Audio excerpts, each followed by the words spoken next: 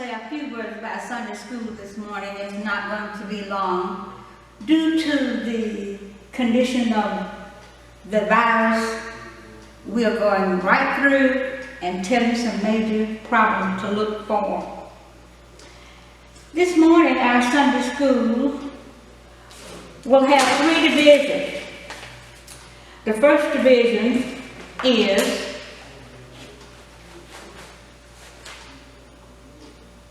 about Micah, and it's found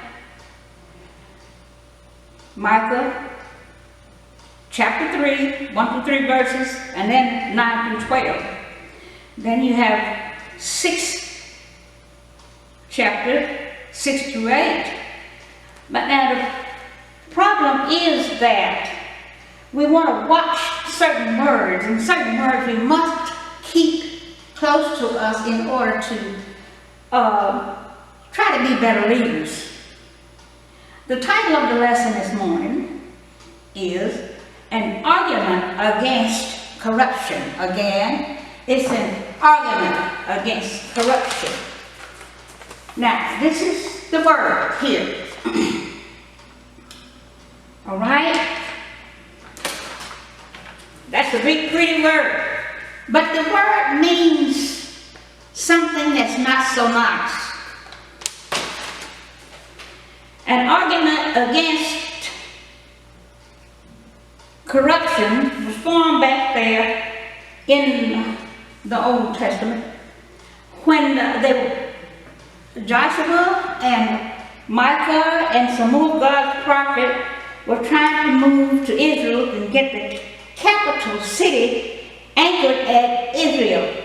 Well, they moved toward Samaria. And as they moved towards Samaria, they had prophets there. Some were right and some were wrong. And when we think of the ones that were right, we think of what they represented. Some represented corruption. All right?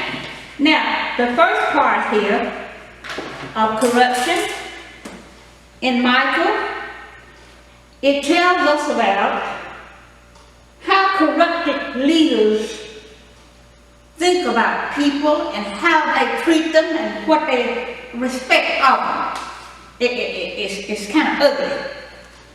All right? And the next one there, it tells us about how the leaders treated the people, and they didn't want them to have equal opportunities as they had.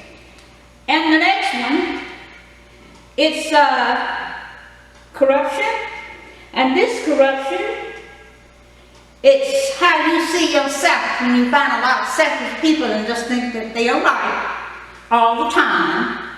Then they're going to be hard to get along with as they lead. And the last one here, you think about how they corrupted the leaders approach God. They do a lot of things that's not permitted. They do a lot of things that God does not like. But when it comes down to the end, they want a blessing and they want a gift.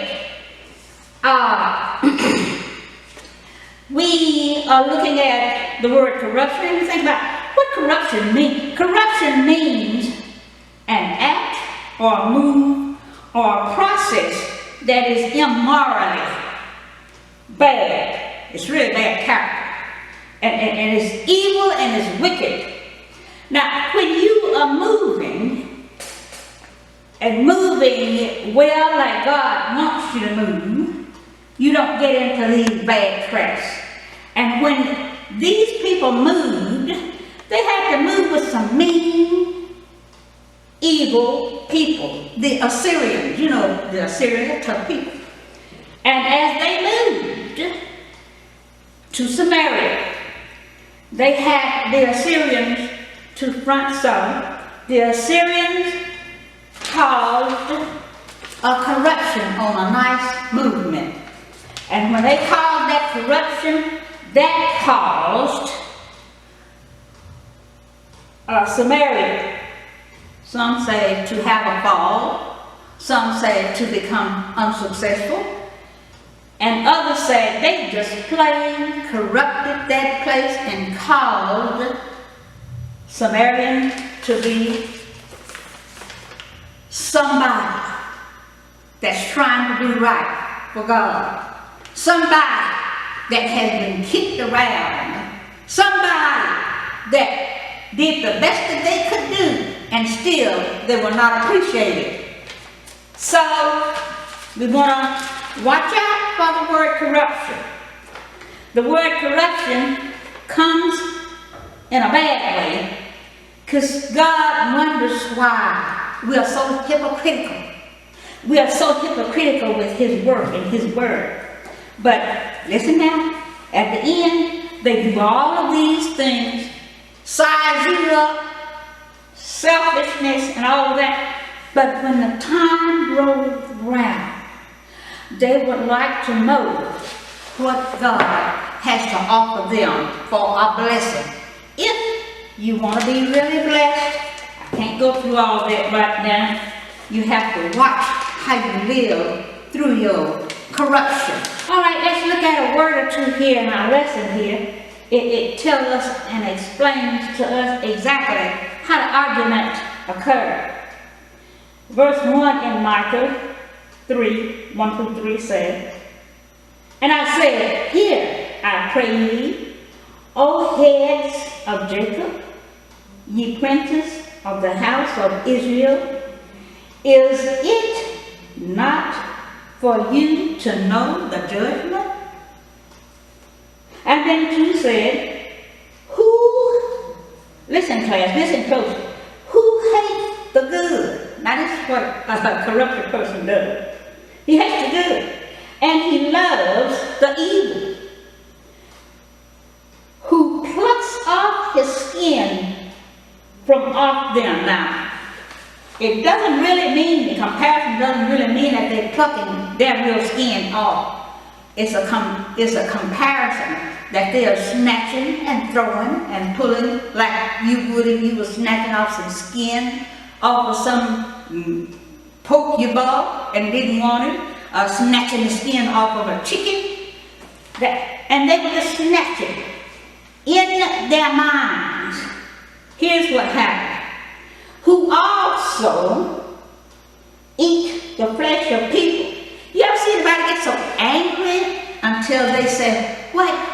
I could just chew them up." They were not doing these things, but this was an inward feeling.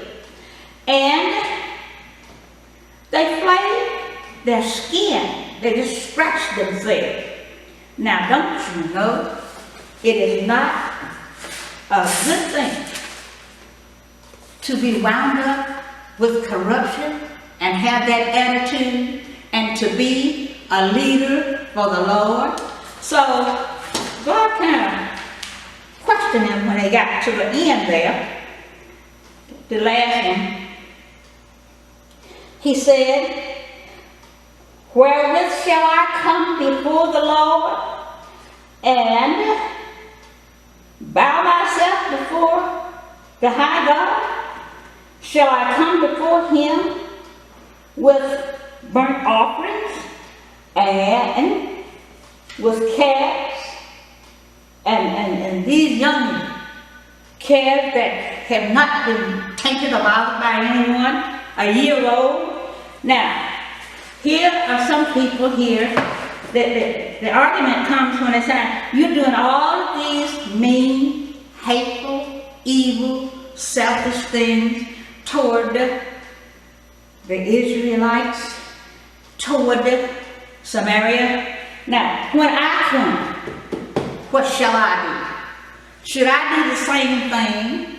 You have two groups of people, really, that are divided in God's work when they're both supposed to be doing one unity. All of them are supposed to be what? None corrupted. Because corruption is, as we said, an active movement It's a process of morally what you think in your character. It's bad and it's evil and class is wicked.